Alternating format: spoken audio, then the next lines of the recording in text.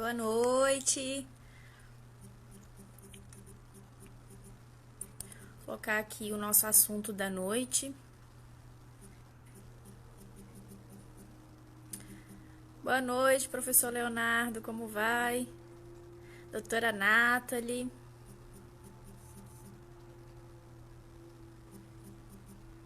Estou colocando aqui o nosso tema da noite. Hoje nós vamos falar a respeito dos crimes contra a honra nas redes sociais.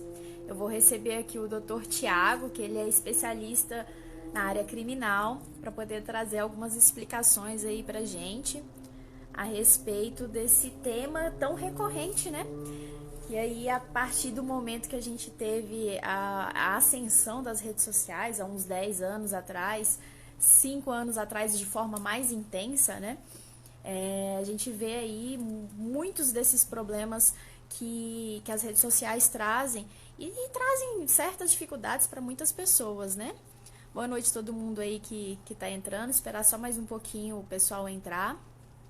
E aí hoje a gente vai falar sobre esse tema. Na semana que vem eu convido todos a comparecerem. Na próxima semana vai ser na quinta-feira a live, só que será um pouquinho mais cedo, será às 19 horas. Eu vou receber também um convidado muito importante, vai ser o Dr. Rodrigo Trindade, ele é juiz no Rio Grande do Sul e juiz trabalhista e vai trazer temas aí na área trabalhista pra gente na próxima semana. Então, na próxima semana, na quinta-feira, às 19 horas, eu espero vocês, que vai ser bem bacana também. Olá, boa noite, Slohane, boa noite, Alex, todo mundo bem? Vou convidar aqui o Dr. Tiago para ingressar na live com a gente, dado da noite, para poder falar a respeito desse tema aí tão polêmico. Vocês estão me ouvindo direitinho, me vendo bem? Olá, boa noite, tudo jóia? Boa noite, doutor Tiago, como vai? Tudo jóia, doutora Josiane? Tudo bem, Seja graças a Deus? bem-vindo. Nós quase não estamos te vendo. Só levanta um pouquinho para o seu rosto, porque tá. Aí, ficou bem melhor. Ótimo. Melhorou? Melhorou, tá ótimo assim. Tô te ouvindo direitinho. Falando do doutor Rodrigo, olha aí. Boa noite, doutor Rodrigo. Eu estava falando agorinha aqui para os meus espectadores que na próxima semana o doutor Rodrigo, que é juiz trabalhista no Rio Grande do Sul, vai falar com a gente aqui na próxima semana a respeito aí dos direitos dos trabalhadores. Eu já convido a todos que estejam aqui para poder participar. Mas hoje eu estou recebendo aí o ilustríssimo doutor Tiago. O doutor Tiago, ele é especialista em direito criminal, também especialista em licitações, e hoje nós vamos falar a respeito dos crimes contra a honra nas redes sociais. Eu estava até falando com o pessoal aqui, agorinha, quem está chegando aí, que a gente, com essa ascensão, né, doutor Tiago, das redes sociais, assim, acaba que implementou tantos problemas, né? E eu gostaria que você se apresentasse aí para quem não te conhece, falasse um pouquinho sobre você. Ótimo. Bom, boa noite a todos. Primeiramente, eu gostaria de agradecer à doutora Josiane pelo convite que me foi ofertado nesta noite para contribuir com nossos internautas um tema tão importante nos tempos de hoje, né? E o desafio é enorme na noite de hoje trazer aqui as principais características jurídicas no que diz respeito aos crimes contra a honra, especialmente no ambiente virtual. Então, para quem não me conhece, eu me chamo Tiago Ferreira, sou advogado, especialista em direito criminal, também especialista em direito processual penal e especialista em licitações e contratos. A minha advocacia privada, atualmente, ela consiste basicamente na seara criminal, né? Então, desde dos processos mais simples que tramitam nos juizados especiais criminais até os processos mais complexos, como um tribunal do júri. Então, a nossa atuação, a minha especial, ela navega em todas as vertentes do direito criminal, Espero contribuir É com muito, todos os internautas o tema que me foi ofertado. sim, muita experiência aí para poder trazer para a gente, né, doutor Tiago? E assim, eu queria que você falasse já de início, quais são os crimes mais comuns que são aí praticados nas redes sociais? Bom, os crimes mais comuns, ou chamados crimes corriqueiros, praticados nas redes sociais, são os crimes contra a honra. O nosso Código Penal brasileiro, ele define de forma expressa 3 tipos de crimes contra a honra. Quais são? Uhum. Difamação, ou melhor, calúnia, difamação e injúria. Esses 3 crimes são os crimes que nós chamamos de crimes contra a honra. Crimes correlatos, não necessariamente crimes contra a honra, juridicamente falando, também são muito comuns, como, por exemplo, o racismo, a apologia ao crime, a incitação ao crime. Então, esses crimes, embora não sejam juridicamente classificados como crimes contra a honra, também são bem comuns nos ambientes virtuais cibernéticos. Uhum. Entendi. E sobre a calúnia, né, difamação, que a gente ouve muito aí dizer, o que que são esses crimes? Explica pra gente.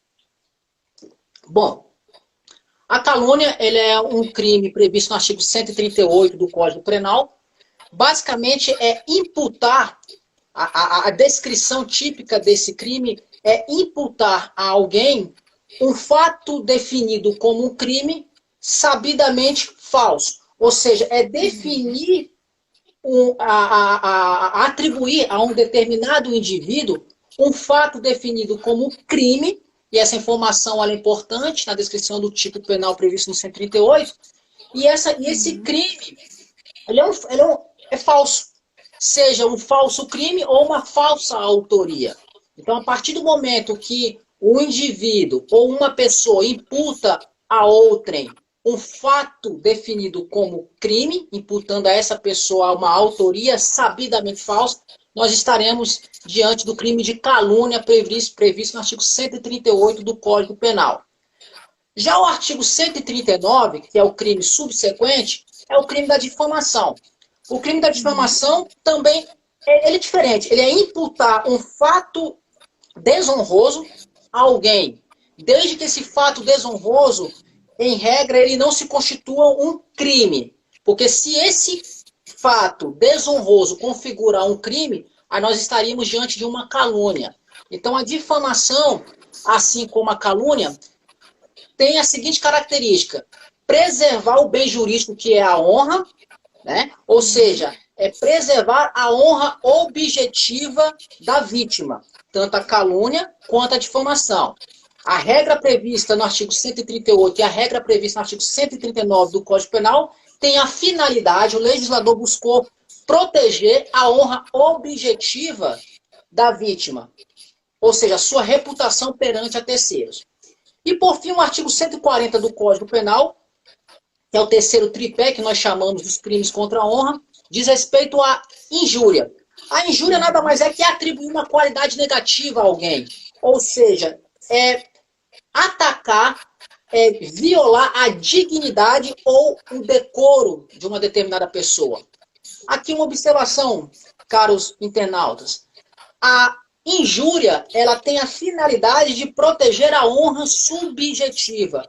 Ou seja, a vítima, ela tem que ter a capacidade para compreender aqueles atributos negativos que lhe foram atribuídos pelo ofensor.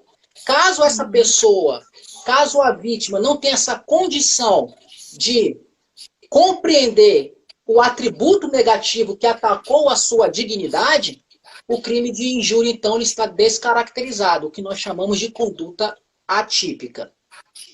Uhum. Entendi. E o doutor poderia dar exemplos de cada um desses crimes, exemplos práticos do que seria realmente a calúnia? Até assim, para quem talvez passou por essa situação, saber aí enquadrar o que é exemplificando uma Sim, calúnia, uma injúria, uma difamação. vamos lá. A calúnia, como a própria definição legal nos traz, é atribuir a alguém um fato definido como crime sabidamente falso. Então vamos dar um exemplo. João atribui a Pedro um crime que aconteceu numa farmácia de roubo.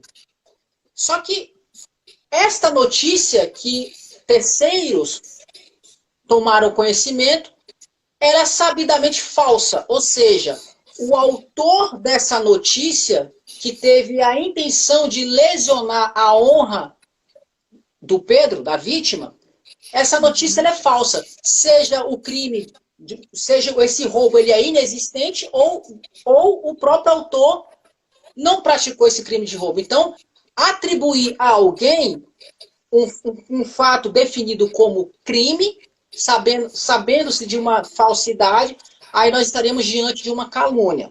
Compreendeu esse exemplo? Sim, sim, ótimo. Com Então, relação você, só te interrompendo, falando Sim. assim, bem a miúdos, seria chegar para alguém e falar assim, ah, você é um bandido. Isso seria uma calúnia, correto? Depende, veja bem, imputações genéricas ou desonrosas genéricas pode se configurar em injúria. Ou seja, a injúria seria um exemplo assim, fulano é assaltante de um banco. Então, fulano é assaltante de um banco. Se esta imputação ela é genérica, incapaz de descrever os fatos aparentemente criminosos, nós estaríamos diante de uma injúria. Tá? Então, fulano sim, é então tem que ser assaltante de banco. específico. Exatamente. Fulano é assaltante de banco, João é assaltante de banco. Se eu noticio essa informação do João, essas informações genéricas, essas imputações genéricas ou essas ofensas abstratas, aí nós não estaríamos diante de uma calúnia, e sim diante de uma injúria. Tá? Entendi. E aí, com relação à difamação, é imputar um ato ofensivo à reputação da vítima. E aqui nós temos uma observação. Esse fato ofensivo pode ser qualquer fato, seja ele verdadeiro ou falso, tá? Desde que esse fato não seja definido como crime. Porque se esse fato, essa ofensa à honra da vítima, independentemente de dela ser verdadeira ou falsa, ela estiver uma previsão legal como crime, nós estaremos diante de uma calúnia. Então, a calúnia e a difamação pressupõem um fato determinado. Compreendeu?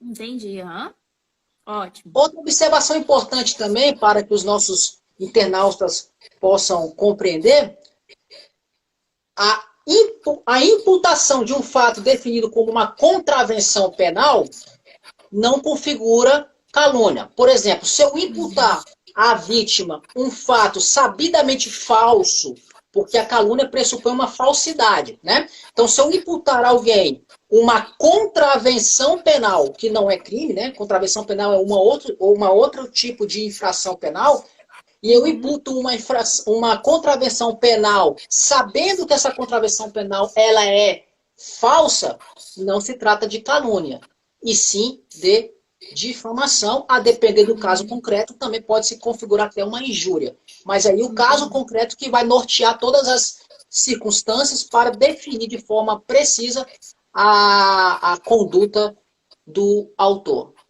Então, são várias minúcias a serem analisadas, né? Para poder verificar qual que é o crime cometido. Mas, de toda forma, acaba, né, dentro desse padrão aí, acaba sendo crime, né? Você proferir, né, inverdades de forma ofensiva a terceiros, né?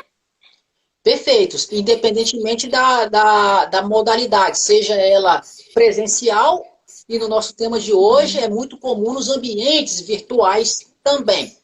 Um exemplo muito comum é você, por exemplo, caluniar alguém através de um e-mail. Vamos supor, uma pessoa, ela imputa à vítima um fato definido como crime, sabendo da falsidade, seja do fato ou da própria pessoa.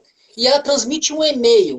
A pessoa que, por exemplo, receber esse e-mail, divulgar, propalar no ambiente virtual, também configura o crime de calúnia. E aí o artigo 138 traz uma uma previsão legal, que, salvo engano, é o parágrafo 1º, em que a pessoa que divulga esse conteúdo calunioso também responderá pelo crime na modalidade de coautor. Caso a pessoa tenha conhecimento que o fato imputado é falso. Então tem essa previsão legal também. Certo. Até a doutora Nathalie está falando aqui, doutor Tiago, se alguém espalhar que João está traindo a esposa, poderia ser difamação? Veja bem, a traição, ela pode, se depender do caso concreto, ser entendida como um ato ofensivo à reputação da vítima perante a terceiros. Então, ofender a pessoa nessa característica como uma pessoa infiel perante a sociedade pode sim configurar o crime de difamação. Ou seja, esse dano causado à honra, né, não necessariamente pressupõe o quê? Um crime. Então, a traição, se a pessoa traiu e fala assim, a pessoa é um traidor, um infiel, esse fato imputado à pessoa não é definido como crime, mas dependendo do caso.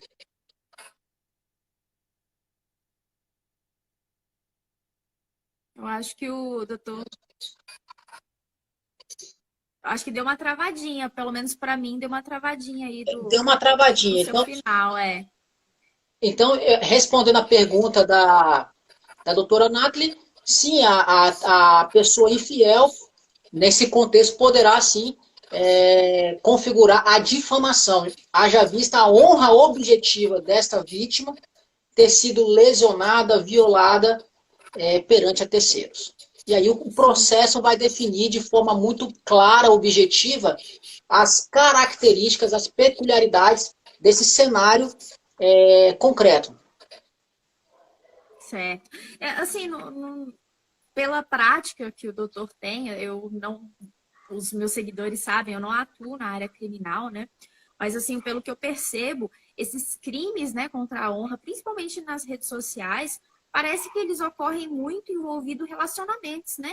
Essa questão de traição, é uma questão de um término mal resolvido e aí o companheiro divulga imagens indevidas, uma ex-namorada que vem perturbar a atual companheira, ou vice-versa, um ex-companheiro que vem perturbar o atual companheiro. Eu estou certa ou não? Perfeito, Realmente é assim. perfeito, doutora Josiane, perfeito.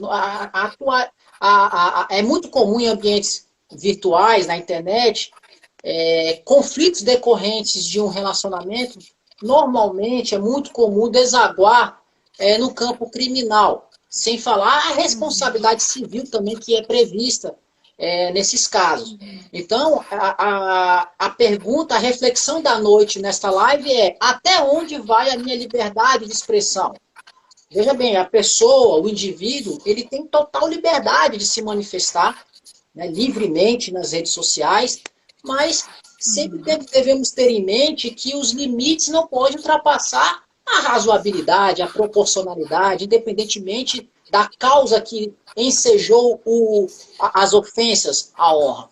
Então, o limite constitucional do direito de liberdade de expressão, ela precisa ter isso muito bem definida para o internauta ou usuário que vai manusear as redes sociais. Então, é muito comum, sim, infelizmente.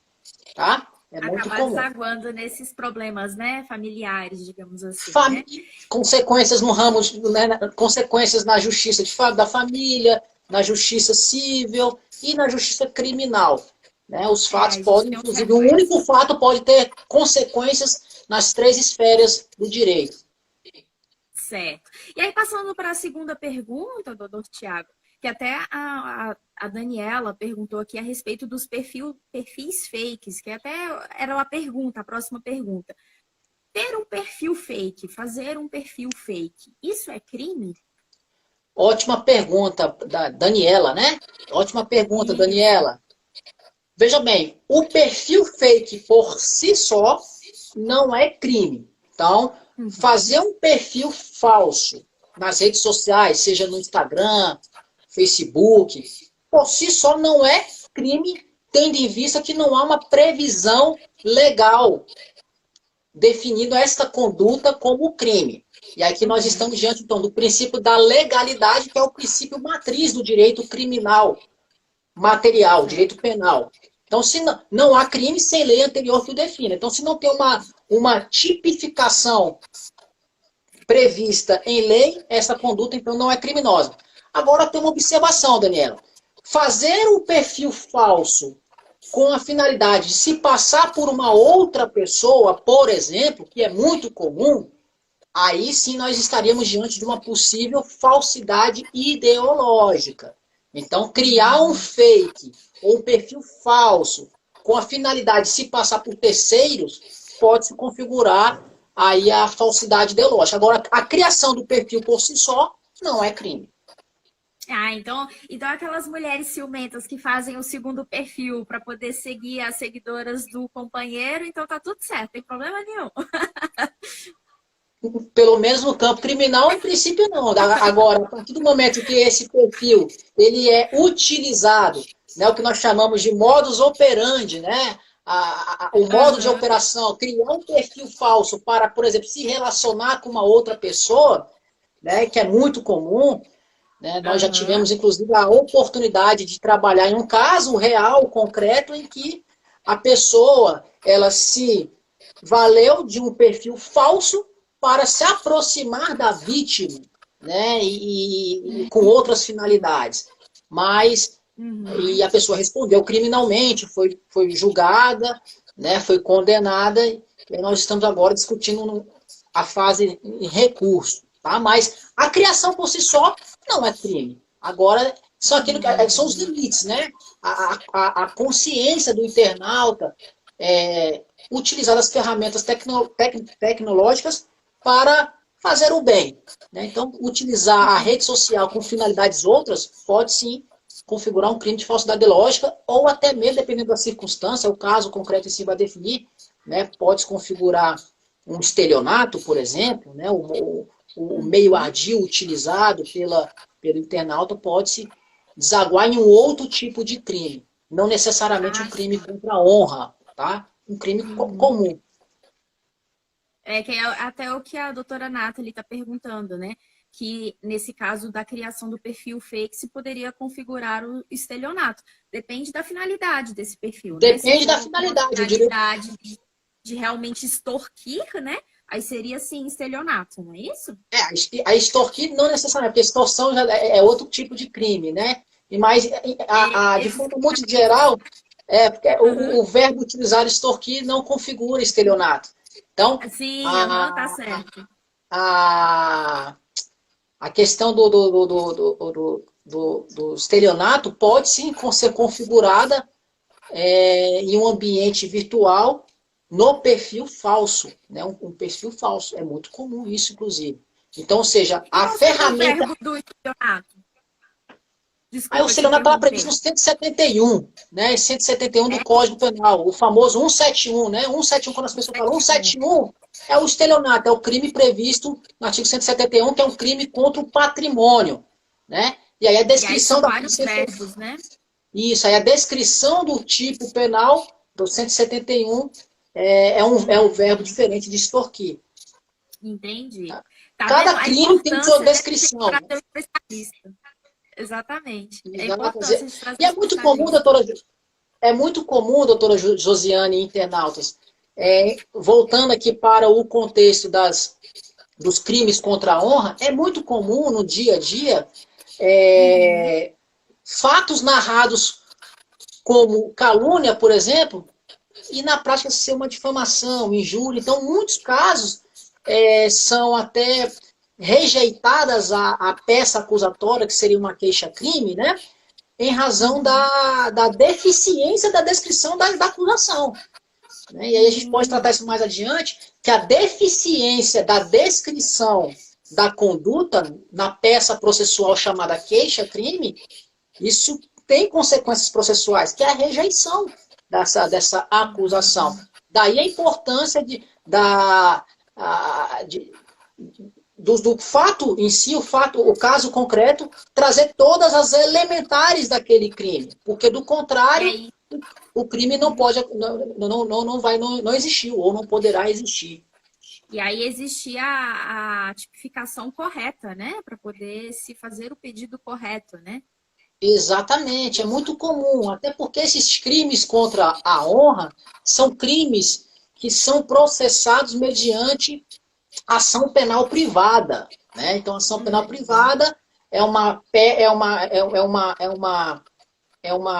petição inicial no âmbito criminal, né? A grosso modo, é uma peça acusatória, é um particular, né? Buscando a condenação do infrator. Então, a deficiência descritiva da peça acusatória chamada queixa-crime, nesses crimes contra honras, ela é muito comum, ela é muito presente. Tem de vista, inclusive, até a dificuldade de saber qual foi o limite, qual foi a intenção, qual foi o objetivo. Tudo isso tem uma relevância, inclusive, dentro do processo penal, que eventualmente será desenvolvido e instaurado. Ah, sim. E até entrando nesse assunto, doutor Tiago, como que funciona a pessoa que se sentiu vítima, né? Que foi ofendida aí por uma calúnia, difamação, injúria, enfim. O que ela precisa fazer? Qual que é o primeiro passo que ela precisa tomar para poder defender os seus direitos e ter esses direitos resguardados? Ótima pergunta. O primeiro passo, doutora Josiane e internautas, uma pessoa que se encontra na condição de vítima, o primeiro passo é fazer o contato com um advogado, né? Um advogado de preferência, um advogado que milite na área criminal, para que o advogado possa, então, dar a sua primeira manifestação, apresentar um parecer prévio, né? Diante de um caso concreto, o próximo passo é registrar uma ocorrência policial. Então, a vítima de um crime contra a honra, ela deverá, seja individual ou através de um advogado, procurar uma delegacia, registrar a ocorrência policial para que o Estado faça a apuração daquele fato, né? Então, vai se instaurar, né, no caso aqui, é um termo circunstanciado, que é o equivalente a um inquérito policial. E aí o Estado, então, vai o quê? Deflagrar uma investigação. Ou seja, levantar elementos mínimos necessários para embasar uma futura queixa-crime, que aí já é o processo criminal propriamente. Então, o primeiro passo é procurar uma delegacia de polícia. Lembrando que esses crimes têm um prazo decadencial, que nós chamamos, né, o prazo decadencial muito curto. Né? Ou seja, a partir do momento que a vítima toma conhecimento da autoria do infrator, a legislação ela prevê um prazo de 6 meses para que a vítima possa tomar providências contra esse infrator, sob pena de decadência, né? O prazo é decadencial. Então, a vítima ela tem um prazo por lei de buscar todo o aparato estatal necessário dentro do prazo de 6 meses. Então, o importante é procurar um advogado até para fazer essa triagem jurídica inicial do problema que lhe é apresentado. E até, assim, uma questão, se a pessoa ela resolve ir até a delegacia sem o acompanhamento de um advogado, há o risco, doutor, de chegar lá e fazerem a tipificação incorreta? Por exemplo, no caso foi uma difamação, colocarem como calúnia e, igual o doutor falou, fazer essa instauração desse processo de maneira inadequada? Perdão, teve uma pequena falha, doutora Joriane. Só repete a pergunta, por favor. A pessoa que for à delegacia sozinha, desacompanhada de advogado? Exatamente. E fizer, né, esse comunicado da ocorrência do crime, aí lá na delegacia eles vão tipificar qual foi o crime. Foi calúnia? Foi difamação? Foi injúria?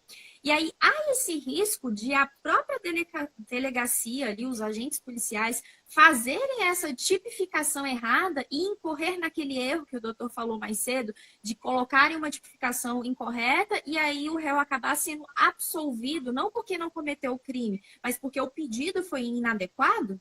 O que acontece? A primeira observação antes da vítima se dirigir a uma unidade policial, ela precisa ter algumas informações imprescindíveis, até para levar essa notícia de uma forma mais precisa à autoridade policial.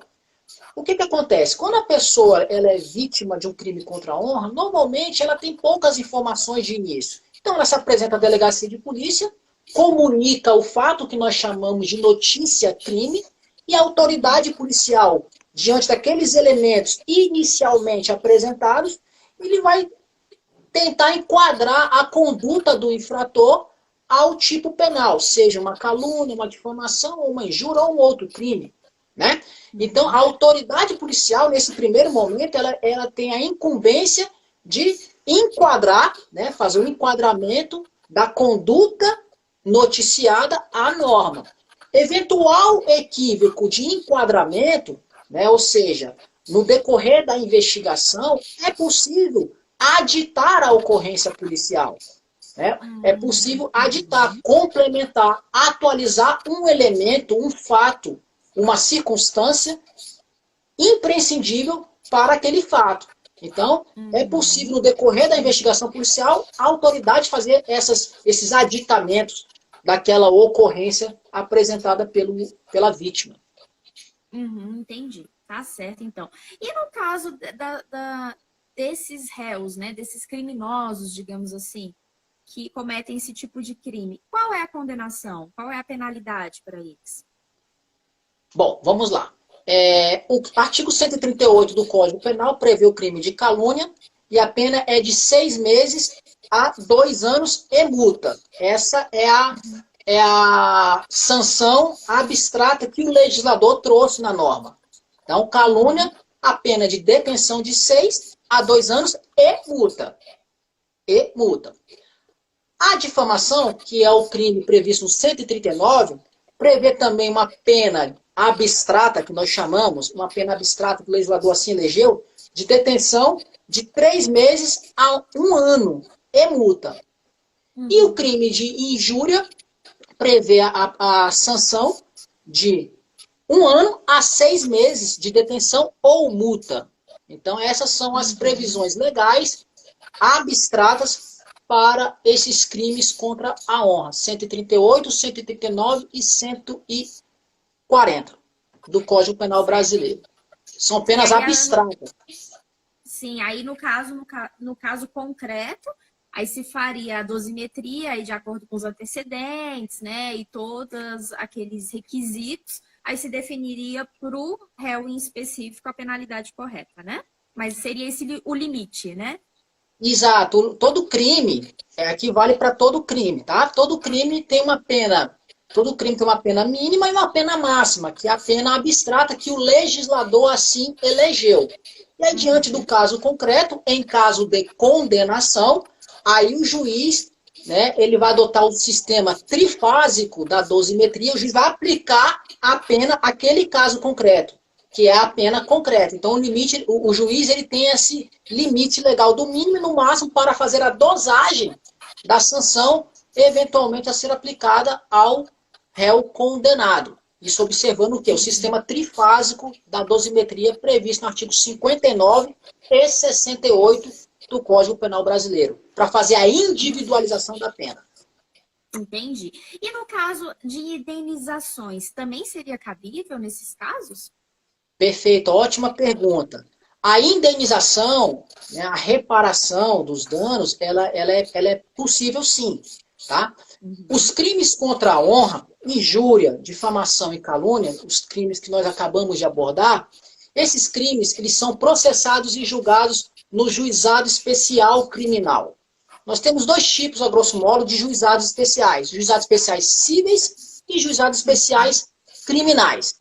O juizado especial criminal ele é competente para processar e julgar esses crimes de menor potencialidade ofensiva, como a difamação, injúria e calúnia, e contravenções penais. Como é que funciona? Antes de chegar, o juizado especial ele tem um momento processual que nós chamamos de audiência preliminar. Então, quando o termo circunstanciado, que seria, entre aspas, o inquérito policial, quando o termo circunstanciado, que é o trabalho da investigação, quando esse termo circunstancial ele chega ao Poder Judiciário, no juizado especial, é designada uma audiência preliminar. E essa audiência preliminar ela tem uma das finalidades, é a possibilidade da composição civil dos danos. Justamente é sentar à mesa de audiência, agressor, o autor do fato e a vítima, a tentar o quê? Um acordo entre as partes para encerrar aquela demanda criminal. Então, existe a possibilidade, sim, de composição dos danos nesta audiência preliminar em sede de juizado especial. Agora, partindo da premissa que o processo ele teve o seu fluxo normal e chegou a uma condenação, por exemplo, é possível também o magistrado, o juiz, fixar uma indenização em favor da vítima.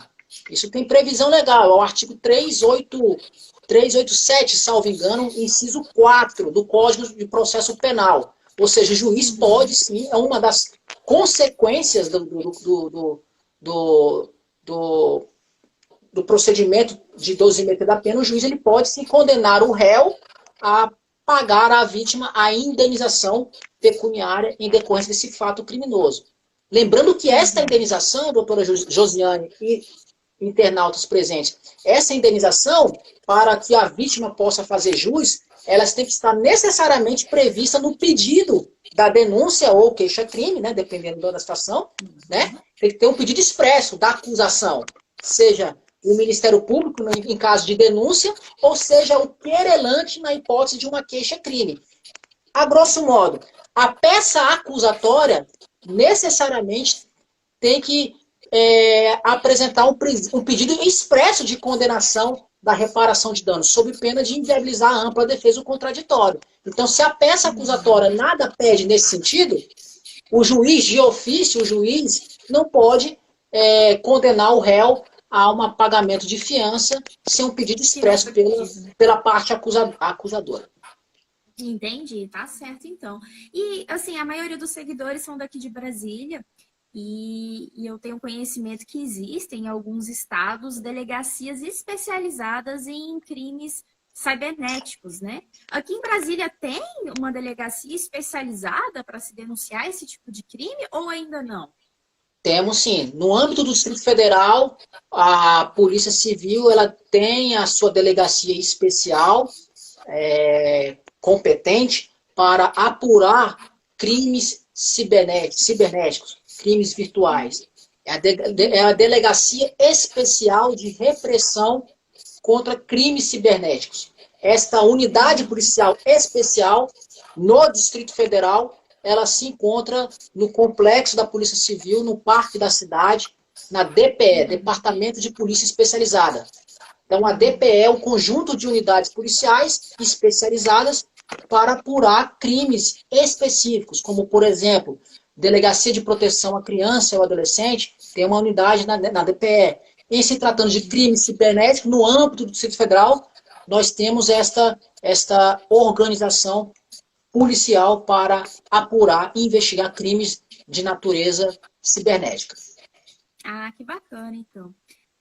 Bem, as perguntas que eu tinha separado para fazer para o doutor, eu encerrei. Alguém tem mais alguma dúvida do que a gente abordou? Algo que precise aí de maior esclarecimento? Algo que a gente não tenha falado ainda?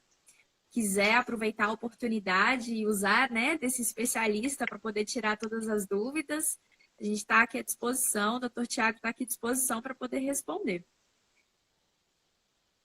Acho que alguma dúvida, pessoal? Esperar um pouquinho aí, ver se alguém está digitando, né?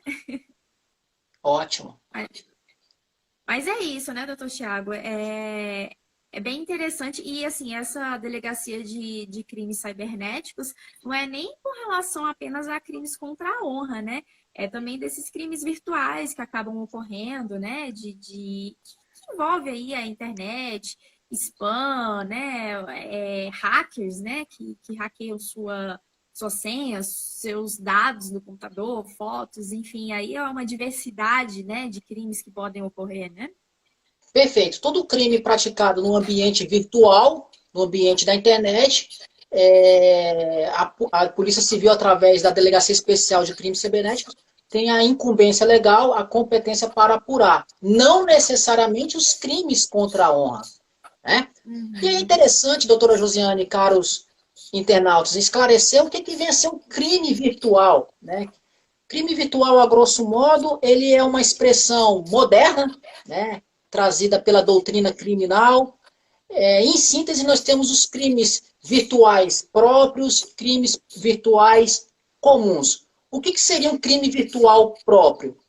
Ou puro, como a melhor doutrina assim define?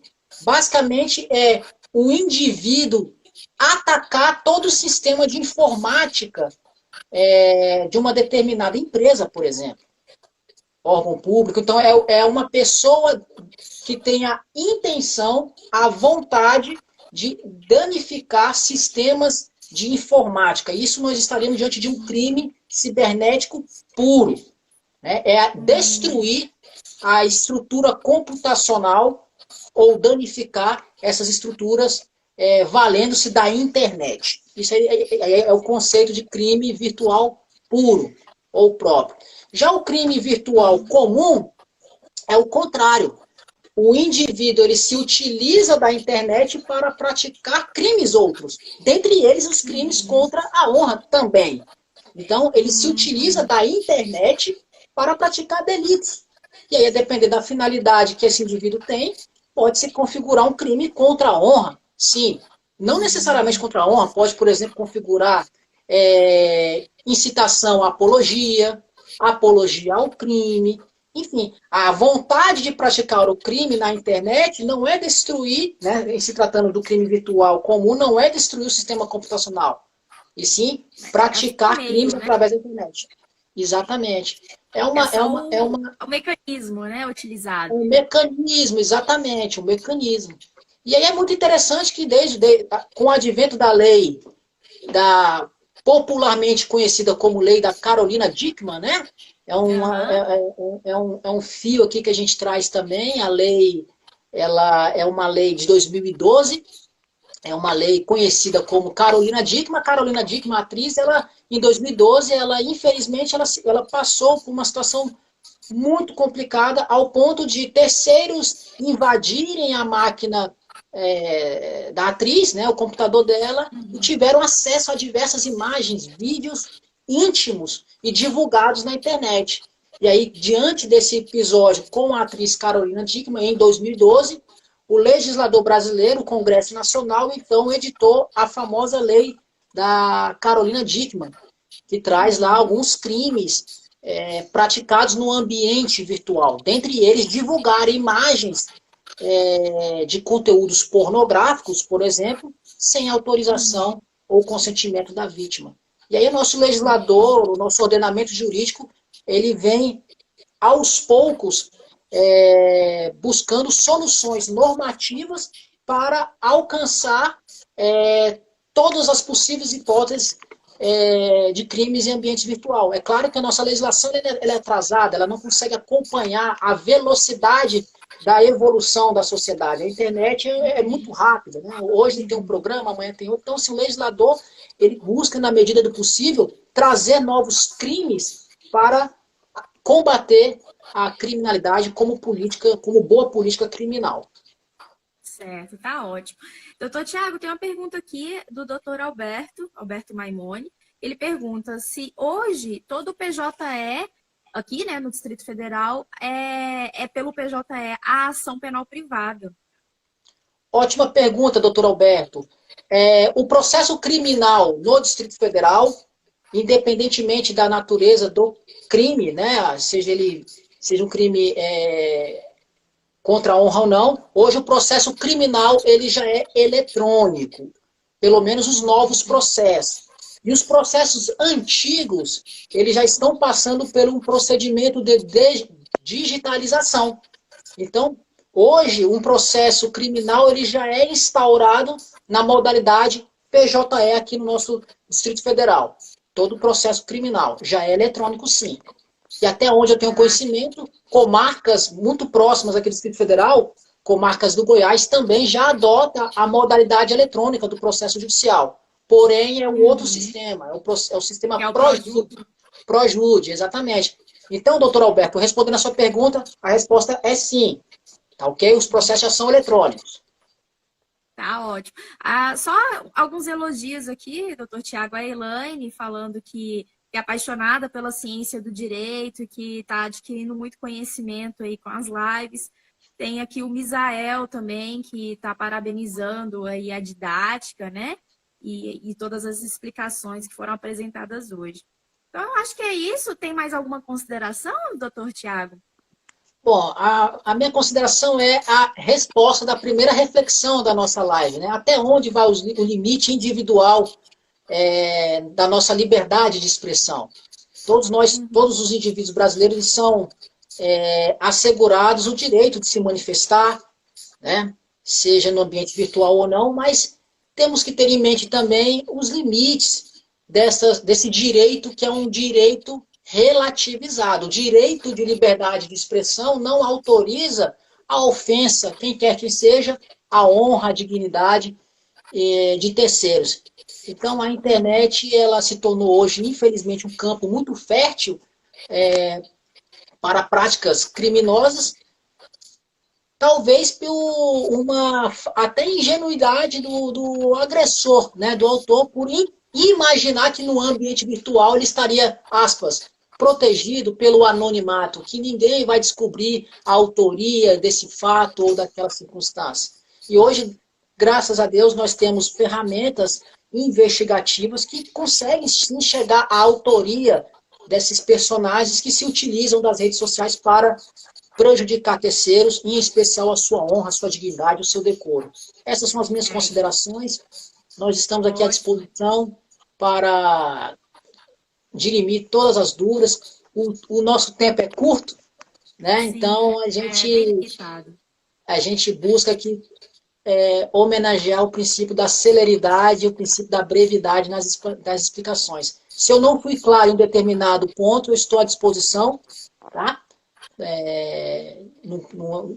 Nos contatos nas redes sociais, ou através da doutora Josiane. Eu ainda tenho embora jovem, eu tenho uma dificuldade ainda também até de lidar com as ferramentas disponíveis. Embora jovem, mas eu tenho um pouco a mentalidade de antigo. Eu tenho muita dificuldade também de operar PJE, Projude, né, mexer com live. A evolução foi muito rápida, né, doutor?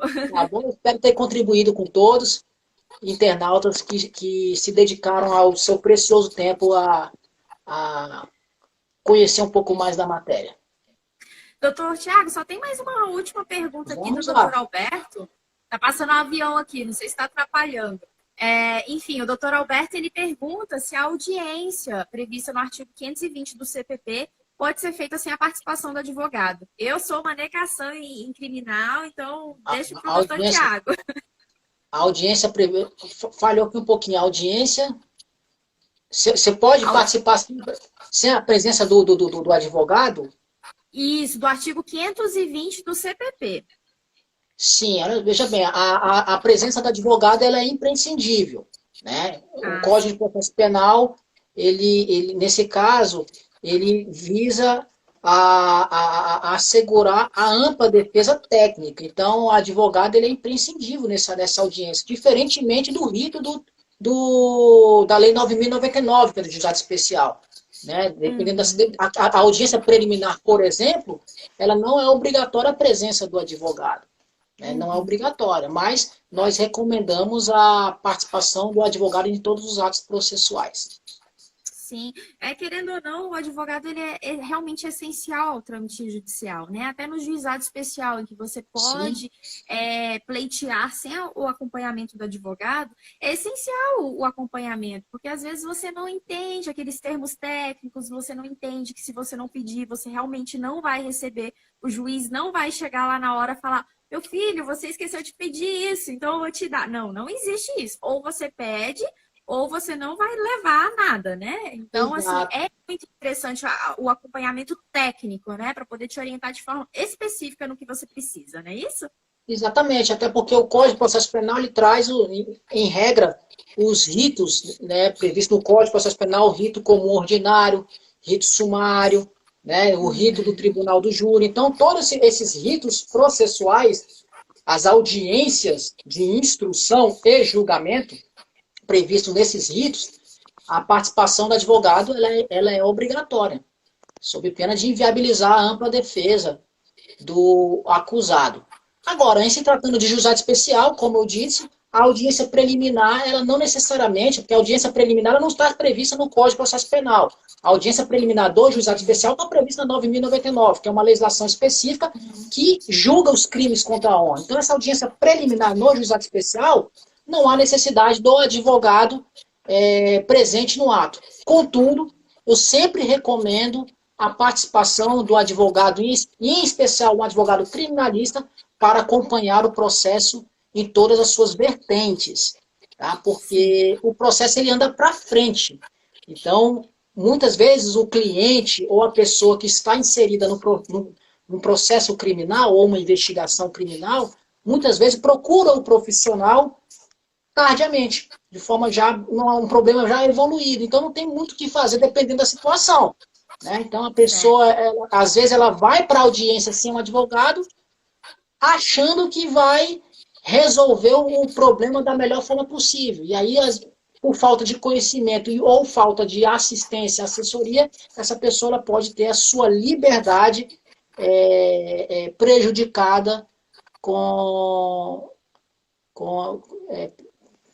pela lei, né? Enfim, com a possível essa falta de condenação. assistência, né?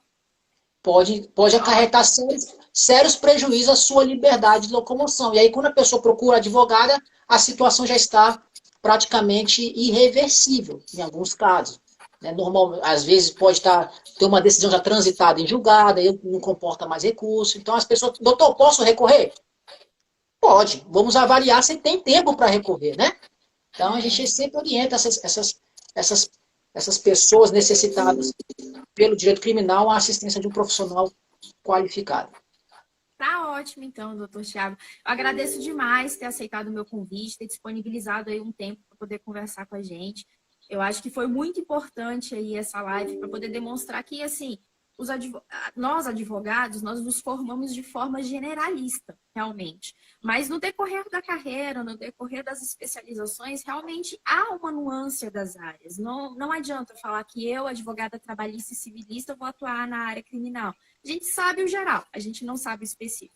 Então, assim, é muito importante ter uma assessoria de um advogado especialista naquele caso que você está procurando, né? Então, eu agradeço demais, doutor Tiago, por ter nos abrilhantado essa noite aí com seus ensinamentos, com seu conhecimento. E falo para todos os meus seguidores aí, para poder seguirem o perfil aí do doutor Tiago. Ele também tem um canal no YouTube, dá dicas aí nessa área criminal, na área de licitações também, que é uma área que não tem muito profissional, principalmente aqui em Brasília, apesar de vivermos, né, num ambiente público, de administração pública, não tem tantos advogados especializados na área de licitação. O doutor Tiago também é especialista nessa área, então seguem ele lá, acompanham as notícias, quem tiver interesse. E muito obrigada mais uma vez aí por ter participado, tá bom? Eu que agradeço, doutora Josiane, estou sempre à disposição dos internautas, dos seguidores. Muito obrigado. Ótimo, muito obrigada. Tchau, pessoal. Espero vocês na próxima quinta-feira, às 19 horas desta vez, tá bom? Tchau, até mais. Tchau, doutor Tiago. Obrigada. Eu que agradeço. Até a próxima.